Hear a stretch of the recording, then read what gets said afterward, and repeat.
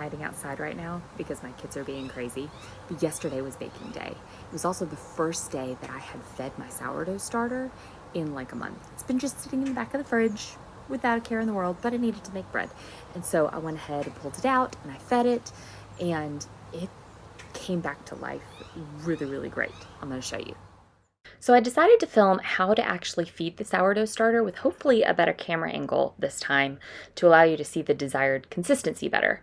Because this is a gluten-free sourdough starter, I'm using brown rice flour and water. And these are my jars from the fridge that I've already pulled discard from to use in some other baking. So a couple are kind of low.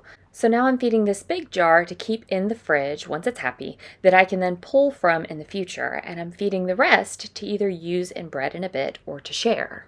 So because this starter has been in the fridge for a while and it hasn't eaten for a while, I am adding enough brown rice flour to almost match the amount of sourdough starter that was in there. Not quite, but close. And then I'm going to mix it and slowly add water until the consistency is like thick pancake batter. I recommend adding the water slowly because it is easy to add too much. And if you do, that's okay. You just add more brown rice flour, but you want to leave enough room in the container for the starter to at least double in size. And so if you end up adding too much, then you might end up having to get another container. You're going to take a coffee filter or a cheesecloth, something like that, put it on top with a rubber band, and then you just set it in a warm, place that's nice, stable temp. I personally like storing them in my microwave. Now when I open this one, you see a little bit of liquid on top, and actually that's pretty common when they've been in the fridge for a while. I just mix it up a little bit first, and then I add brown rice flour like I normally do, and then I find that it's a little easier to mix then if I've mixed it before I added the flour. Otherwise, I find that the starter can kind of stick to the bottom and not get incorporated quite as well. For my smaller containers, I tend to go with 2 to 3 heaping tablespoons worth of brown rice flour and mix from there. And when you get the right consistency, just kind of push down the batter on the side down in a little bit so that it doesn't kind of crust over quite so much. The sourdough starter that's on the edge and the top can dry out pretty quick, and then you can't really use it, kind of like this one. Now, I actually don't really like using my mason jars as much. You see the top is a little bit more narrow, and so I have this wonderful jar that has a nice wide top, and so I am transferring this sourdough starter into this other jar to use. This is leftover from something else that I'd used a while ago, and so I'm just going to wash the container out and be done with it. And I will try to go quickly through these, but I'm hoping that by showing you over and over again in each batch that you'll be able to start seeing a pattern in the consistency that I aim for, and how much brown rice flour I'm adding and how much water I'm adding and what my end goal seems to be. And here you can see I originally made it a little too thin, and so I had to add another spoonful of brown rice flour.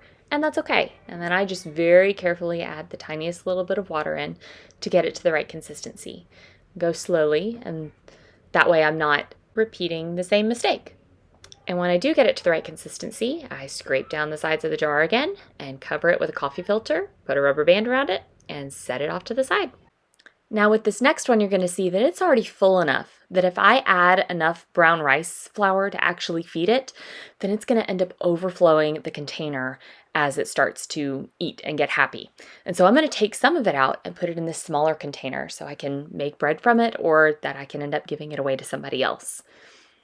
So that is something to pay attention to. If your sourdough starter that you're starting with is low enough in your container, then you don't have to pull out discard. You can go ahead and feed it and let it rise up, and you're fine if you're working in a big enough container.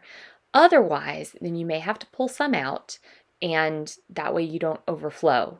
But you don't have to discard the discard. You can feed it and treat it like its own container of sourdough starter that you're going to end up using, or you can use it in certain recipes that use discard, sourdough discard, which I am going to do in my next video.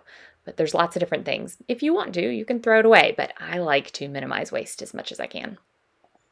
So of these, I'm going to end up using all of these smaller containers for bread that needs a fed sourdough starter. And the rest of these, I'm going to end up putting in the fridge and pulling out when I need to use the discard, because I don't necessarily want to feed my sourdough starter that often unless I'm going to be making bread. But I have recipes that don't need that. So I'm going to be using the discard straight from the fridge for a lot of these, which is a nice way of making sure that I'm not having to waste brown rice flour feeding something over and over and over again and letting it get so huge that it takes up my whole kitchen. So I know it looks like I have an awful lot of starter right here, but that's because I'm gearing up for some bulk baking that I'm going to be doing in a little bit, both with the fed starter and with the discard. So yeah, when you're done, depending on what parts of the country you live in and the stable temp of your kitchen, you may be able to just keep these on the counter. In the summer, I can definitely do that here in Texas. Otherwise, I promise, storing it in the microwave is amazing. And then you just wait. I would say at least 5 hours. If some recipes need you to feed it within 12, so just kind of go by when it looks nice and happy and bubbly like this. But like this is the first time it's been fed in a month. And anything I'm not using now, I'm going to put a lid on it and stick it back in the fridge for next time. I just love how resilient they are.